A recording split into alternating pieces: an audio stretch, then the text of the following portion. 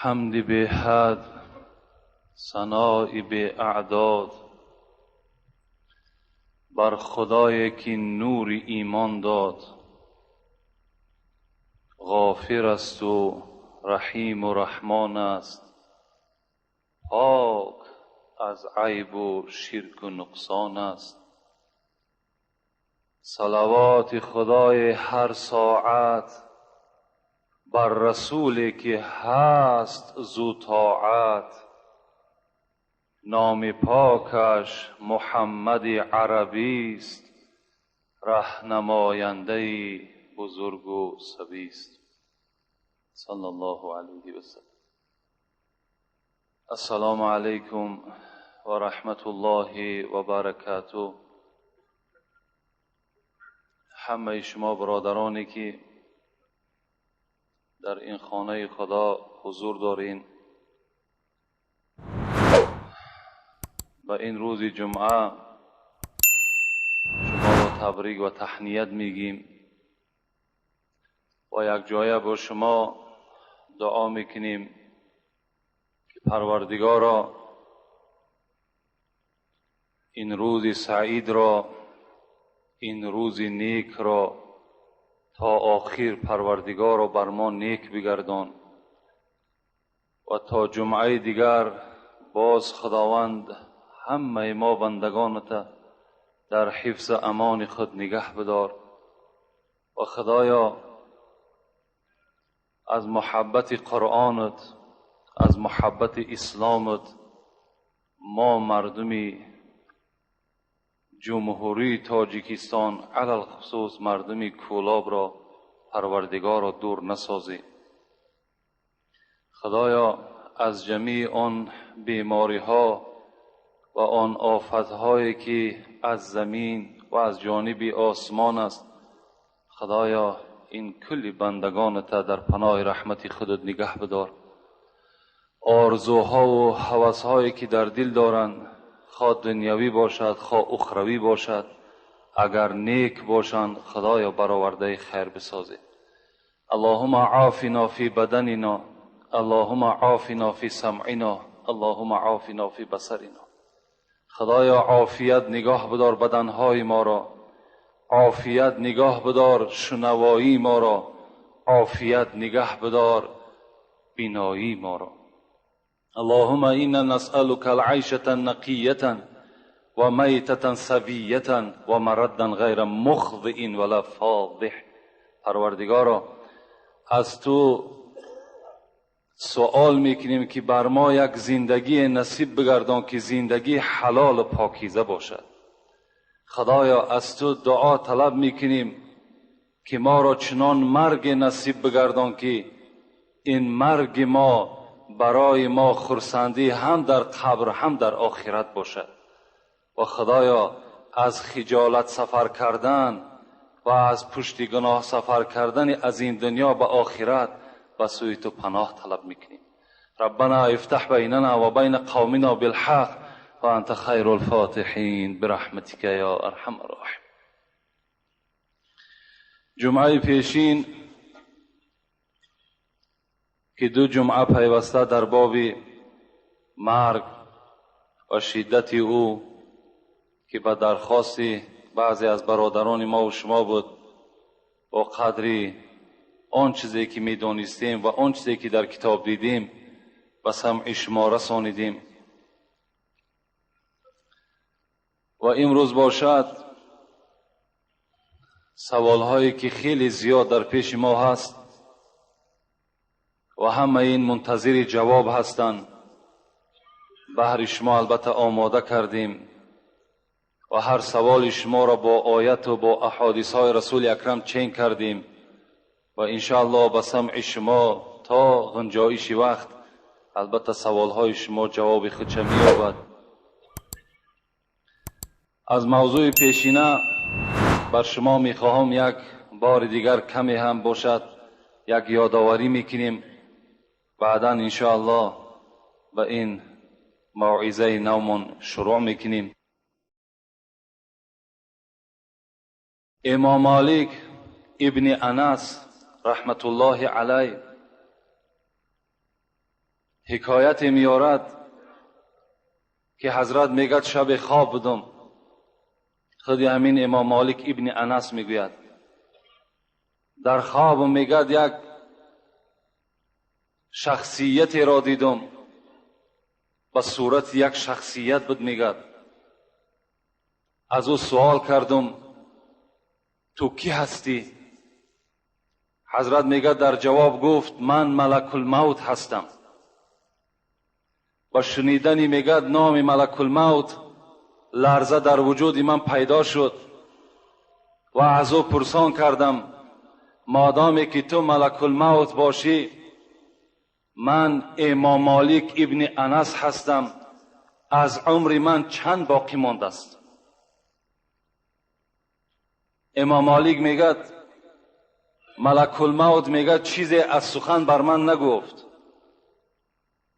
فقط میگد دستش میگه بلند کرد، همین رقم 5 را بر من نشان داد، اشاره 5 کرد و همین میگد من از خواب بیدار شدم. میگد در تعجب ماندم، این اشاره ملک الموتی که بر 5 اشاره کرد، این 5 روز باشد، این 5 هفته باشد، این 5 ماه باشد، این 5 سال باشد. حضرت میگد از بس که ابن سیرین که تعبیر خواب میکرد در او زمانها که زنده بود، یک مکتوب میگد با او ارسال کردم و این خواب خدا بر او حکایت کردم. جواب آمد امام مالک این خوابی که تو دیدی و آن ملک الموتی که تو دیدی این حق است، اون ملک الموت بود. و آن 5 که بر تو اشاره کرد، اون 5 روز، 5 هفته، 5 ماه و 5 سال نشان نمیدهد، بلکه این 5 معنای آیتی هست که ملک الموت بر تو یک درس داد که این 5 چیزی هست که در قرآن موجود است، در پاره 29 از قرآن موجود است که این 5 چیز را بغیر خدا گفت ملک الموت کسی نمیداند. این اشاره ملک الموت به سوی تو بوده ای امام. این 5 چیز چی بود؟ و این آیت میگه ابن سیرین در مکتوب به ابن انس، مالک ابن انس ارسال کرد که خداوند در قرآن میگوید اعوذ بالله من الشیطان الرجیم ان الله عنده علم الساعه و ينزل الغیث و یعلم ما فی الارحام و ما تدری نفس ماذا تکسب غدا و ما تدری نفس بأی ارض تموت. صدق الله العظیم. این 5 چیزی که الحال از آیت بر شما خواندم، اینا چی معنا دارن؟ ان الله عنده علم الساعه، ملک الموت اون 5 انگشتی که بر مالک ابن انس نشان داد این بود که یکم قیامت بجز خدا کسی نمیداند که ساعتش کی است، کی قیامت می شود، این خدا میداند. ان الله عنده علم الساعه و ینزل الغیث، باران به فایده انسان میریزد یا به ضرر انسان میریزد، این خدا میداند. و یعلم ما فی الارحام، سیومش در شکم مادر اون فرزندی که هست بدبخت است یا نیکبخت، این خدا میداند. و 4م چیزی که این آیت میگوید این است و ما تدری نفس ماذا تکسب غدا، فرزند آدم نمیداند که پگاه به سر او انسان چی آمدنی است. او انسان در مصیبت میزند یا در خرسندی، در قید حیات است یا در قید ممات، این خدا میداند. 5م چیزی که این آیت دلالتی میکند این است و ما تدری نفس بأی ارض تموت، فرزند آدم نمیداند که در کدام سرزمین جان او قبض کرده می شود. این 5 چیزی بود ملک الموت به مالک ابن انس اشاره کردند. مقصد من از این قصه و از این آیت چی هست؟ پدرای عزتمند، برادرانی که همه ما و شما را مرگ انتظار است، در گریبان همه ما و شما کشال است، آویزان است. فقط منتظر است که کدام وقت از جانب خدا امر می شود که قبض کن، همینش انتظاری است. و ما و شما نمیدانیم که آیا تا فردا زنده هستیم یا نه. ما و شما نمیدانیم که تا جمعه دیگر در این مکانی که ما و شما نشسته هستیم اینجا دا کی میشیند؟ آیا من میشینم یا شخص دیگر میشیند؟ آیا زنده هستم یا نه؟ این خدا میداند. از این خاطر این عمری که سرمایه عمر حیات ما و شماست، اینا به قدرش برسیم. چندین غم مال و حسرت دنیا چیست؟ عمر خیام میگوید چندین غم مال و حسرت دنیا چیست؟ هرگیز دیدی کسی که جاوید بزیست.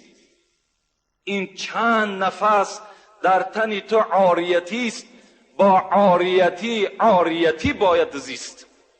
این نفس هایی که در وجود شماست، میگد عمر خیام، اینا عاریت هستند.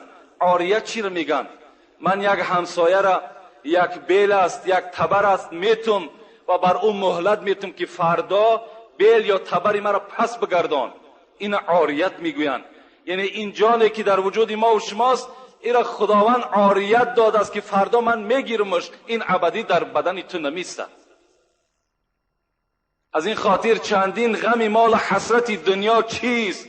چرا ما و شما غم دنیا ما میخوریم، غم فرزند میخوریم، از سحر بیدار میشیم غم پول، غم مثال استراحت معیشت ما میخوریم، لکن غم حیاتی که ساعتش رفته است غمی را نمیخوریم.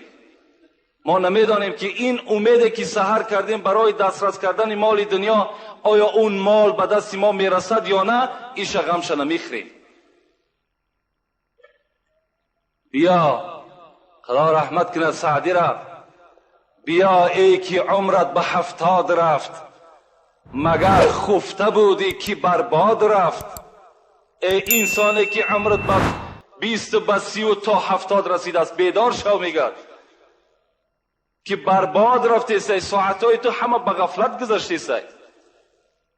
زی 50 دیرم 5 اگر کم شود، دلت ریشی سر پنجه غم شود. چو 50 سالت برون شد زی دست، غنیمت شمرد 5 روزی که هست. از 50 سومت 5 سومش کم شود، تلخکف میشه که میگرد در اندوه میغلطی، غمگین میشه که 5 سومی من از دست من رفت. این 50 سال عمر رفته است، این دیگر بر پول خریدن میشود و این را بازگشت هم ندارد. برای دل تو نمیسوزد، برای بیهوده رفتن این دل تو نمیسوزد. اگر مرده مسکین زبان داشتی، حضرت در آخر میگوید اگر مرده مسکین زبان داشتی، با فریاد و زاری فغان داشتی. اگر مرده وقتی میمرد، وقتی که میگد انسانها در نظر میکند حیات بیهوده ما و شما را وقتی میبیند، میگد اگر زبان میداشت با تمام آواز فغان میکرد که شما به قدر عمر خود برسید. لیکن صد افسوس که دیگر عمر ما و شما عمر دوباره نیست. اینا فراموش نکنین. خدا در قرآن ما و شما را تذکر میدهد ولا یؤخر الله نفسا اذا جاء اجلها والله خبیر بما تعملون. وقتی بنده میگوید خدایا مرا یک بار دیگر زنده بگردان، مرا کم تر دیگر مهلت عمر ما دراز کن، من بنده صالح میشم، من بر یاد تو میشم، من در فکر تو میشم. لیکن خدا چی میگه؟ ولا یؤخر الله نفسا اذا جاء اجلها. خدا میگه هرگز ای بنده دیگر بازگشت برای تو نیست. هر وقتا اجل تو بالای تو آمد دیگر بازگشت نداری. والله خبیر بما تعملون. خدا میدانست که تو کدام عمل در دنیا انجام میدی. دیگر این بازگشتی تو، افسوسی تو در دنیا بر تو فایده داشت، در اینجا دیگر بازگشت و افسوس کاری ندارد دیگر.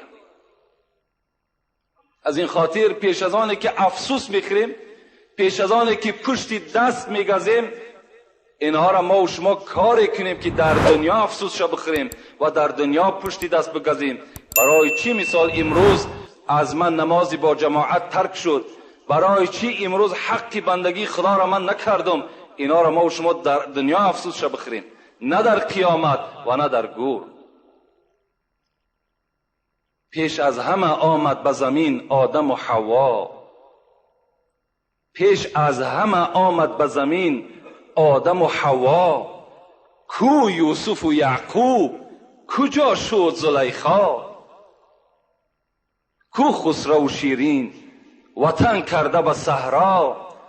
کو لیلی و مجنون، کجا وامق و عذرا؟ از جور فلک چاکی گریبان همه رفتن. البته همه رفتن و ما و شما در نوبت ایستادگی هستیم. از این خاطر فراموش نکنیم چگونه ای که رسول اکرم هر روز در یاد مرگ بدن، ما و شما در یاد مرگ بسیارتر باشیم. فراموش نکنیم. انشاءالله اگر ما و شما فراموش نکنیم، عاقبت ما و شما نیک می شود. بهترین بنده، هوشیارترین بنده همون بنده ای هست که فقط در یاد مرگ هست. البته این موعظه چگونه ای که جمعه پیشین ذکر کردیم، باز چند جمعه دیگر را میتواند که به خود بگیرد، به خود مغلوب بگرداند، لیکن فکر میکنیم که همینش البته کفایت کننده هست برای آدمی با عقل، برای آدمی با فهم، برای آدمی که ایمان کافی دارد. انشاءالله همینش کفایت کننده هست. الحال توجه میکنیم به سوالهایی که از جانب برادرای ما و شما شدند و منتظر شنیدن این سوال و جواب دارند. بسم الله الرحمن الرحیم. السلام علیکم داملای عزیز. ما یک گروه جوانان از امر معروف هایی که شما میگویید بسیار منت داریم. خدا عمر شما را دراز کند. ما کاسته های شما را در خانه با یک جایگی تماشا میکنیم و لذت میبریم. داملا یک سوال دارم. در محله ما یک شخص است. ما وقتی که از شما و امر معروف به او میرسانیم، او علم دنیا دارد، میگوید همه این افسانه است و صلی الله علیه و سلم را تحقیر میکند. آیا ما او را دشنام دهیم یا نه؟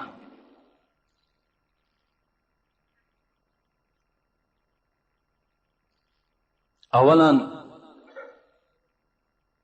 در این سوال ها و در شنیدن این سخن ها ما تعجب نکنیم.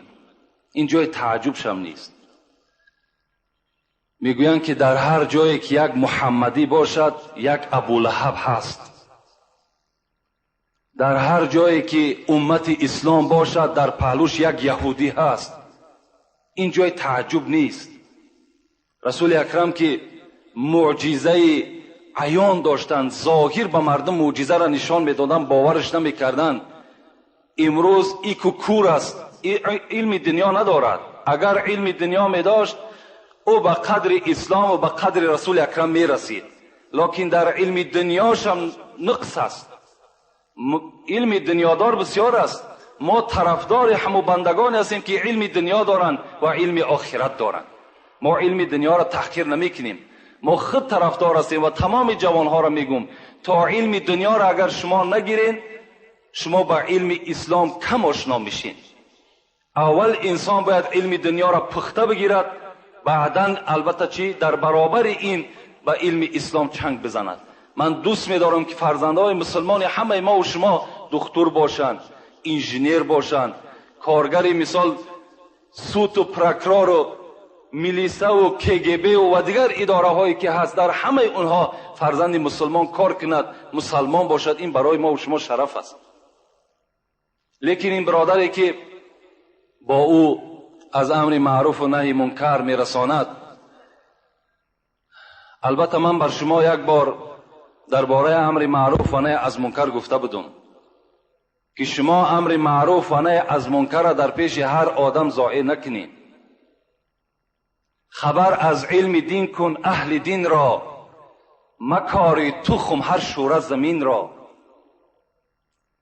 بداند تشنه قدر کاسه آب، نداند کور قدر نور مهتاب. آخه از علم امر معروف و نهی منکر کسی را خبر بدین که او بر اسلام آشنا باشد، او دوستدار پیغمبر باشد، او تشنه باشد. کور، آدم کور قدر نور مهتاب از کجا میداند؟ و اونها شما هیچ وقت امر معروف و نهی از منکر نکنین تا وقتی که خدا اگر او را هدایت نکند. لیکن در مسئله دشنام دادن او من بر شما یک حدیثی میگم. رسول اکرم میگوید اذا رأیتم المتواضعین فتوضعوا لهم و اذا رأیتم المتکبرین فتکبروا علیهم.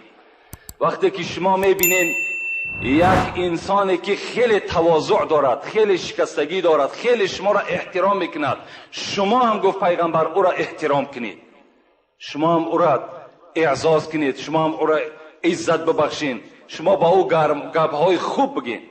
لیکن وقتی میبینین یک آدم تکبری که قرآن شما را دشنام میتد، یک آدم تکبری را میبینین که پیغمبر شما را دشنام میتد، داملای شما را دشنام میتد، مسجد شما را دشنام میتد، شما بی‌واسطه او را دشنام بتین.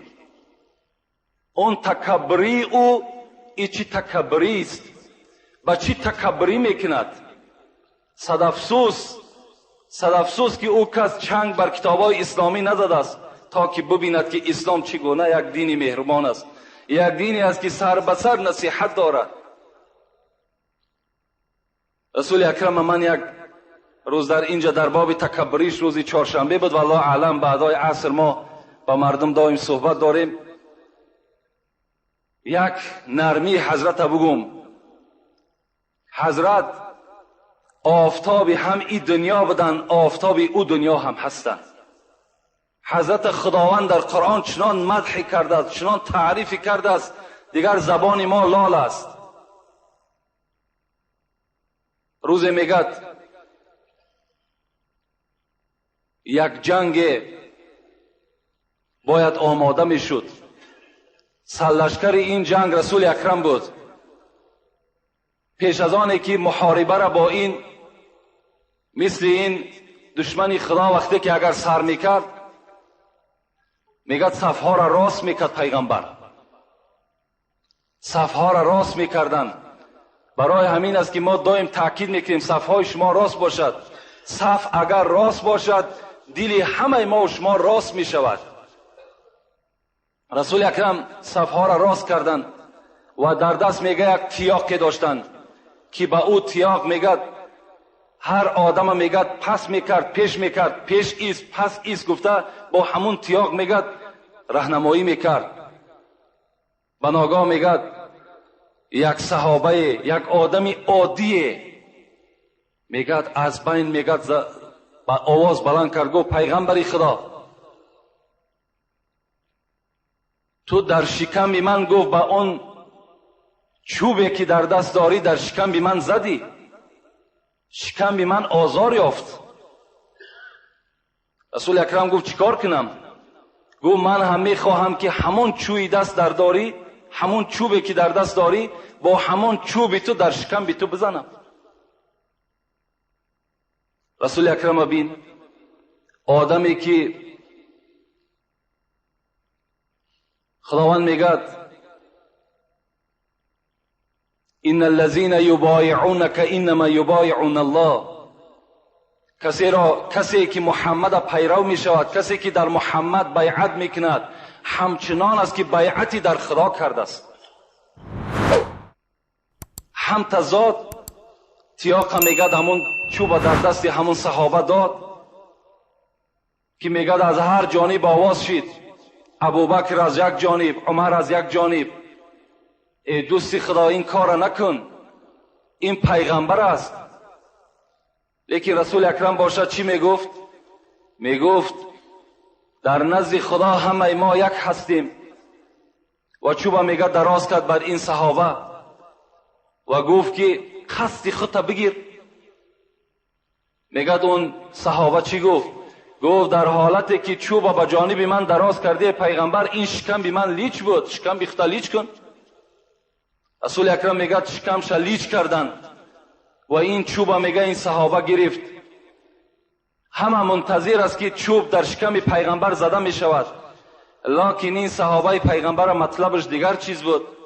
میگه بزانو زد و چهره خودش میگه در شکم پیغمبر خدا میمالید و بوسه میکرد و گفت که پیغمبر خدا من این شب خواب دیدم که در این جهاد من به شهادت میرسم. از این خاطر من خواستم که آخران ملاقات من بر تو همین خیل صورت بگیرد و این چهره‌ای که در شکم تو من میمالم میدانم که این چهره را دیگر آتش دوزخ کار ندارد. از این خاطر من این عمل بر تو کردم. مطلب ما چی است؟ مطلب ما این است که یک عادی ترین عسکری پیغمبری خدا قصد از پیغمبری خدا میگیرد، لیکن پیغمبری خدا بر او تیار است. تیار است که عادی ترین عسکری و عادی ترین امتی او از رسول اکرم چیکار کند؟ قصد بگیرد. یعنی رسول اکرم تکبری نداشتند. از این خاطر هر کسی که در کجایی که اگر از مردم ما و شما در پهلوی ما و شما قرآن دشنا میتد، پیغمبر دشنا میتد، ما هم حق داریم که او را چی دشنا میتد در جوابش دشنا بتیم. احترام نسبت آدم خوب میکنیم. ما خداوند در قرآن چی میگه؟ واغلظ علیهم. محمد دیگر بر این کافرها تو دیگر گپی نرم نگو، با درشتی با همراه اونها صحبت کن.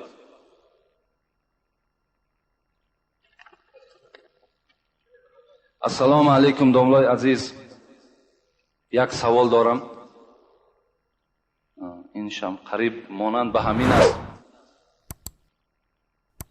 ما یک همسایه داریم، آن شخص در دیگر دین است، دینش دیگر است، یعنی دینی حضرت عیسی. ما با او گفتیم چرا دین اسلام رو نمیگیری؟ او گفت همین دین رو هم آخرتش جنت است. آیا این حقیقت دارد؟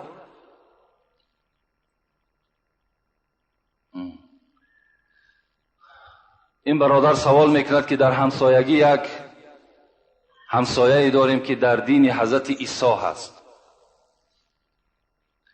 با او وقتی که تکلیف میکنیم که چرا دین اسلام قبول نمیکنیم، میگد عاقبت همین دین عیسی هم جنت است. فرقش چی؟ مطلب همین است. ما با همه دینهایی که بود و همه پیغمبرهایی که در قرآن ذکر شده است البته ایمان داریم.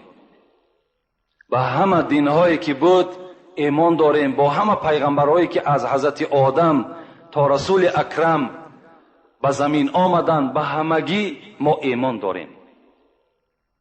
لیکن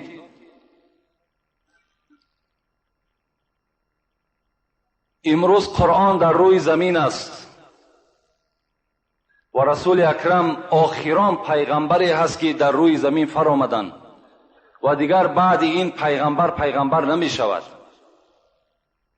ما هم یک جای تعجبش است، یک جای افسوسش است. چرا که ما ایمانی بر همه دینها و همه پیغمبرها داریم، لیکن پیروان عیسی و پیروان انجیل عیسی چرا که رسول اکرم تصدیق نمیکنن با پیغمبریش و چرا قرآن کتاب خدا نمیشمارن؟ این برادری که گفته است عاقبت دین عیسی هم جنت است، این 100% غلط گفته است. زیرا که قرآن چی میگد؟ اعوذ بالله من الشیطان الرجیم، ان الدین عند الله الاسلام. و درستی این که خدای ما و شما میگوید همان خدایی که انجیل روان کرد، همان خدایی که عیسی را روان کرد، همان خدایی که موسی را خلق کرد، همان خدا چی میگد؟ با درستی این که نزد من دینی که نجات دارد این اسلام است. فقط اسلام دینی شناخته شده است. دیگر دینها را خداوند نام نگرفت، بلکه چی گفت؟ بلکه خداوند بر ما و شما میگه واعتصموا بحبل الله جمیعا ولا تفرقوا. خدا در قرآن میگوید ای تمام مردمی که در دین موسی هستین، در دین عیسی هستین، یا در دین زردوشت که دین زردوشت کو کلا باطل است، اگرچه باشه ما ایمان داریم، اگر در قرآن باشد، اگر در صف پیغمبرها باشد ما با او ایمان داریم، لکن باوری دارم که این هم یک دینی باطل است. خدا خطاب میکند همه شما واعتصموا بحبل الله، شما امروز به چنگ بر ریسمان قرآن بزنین ولا تفرقوا.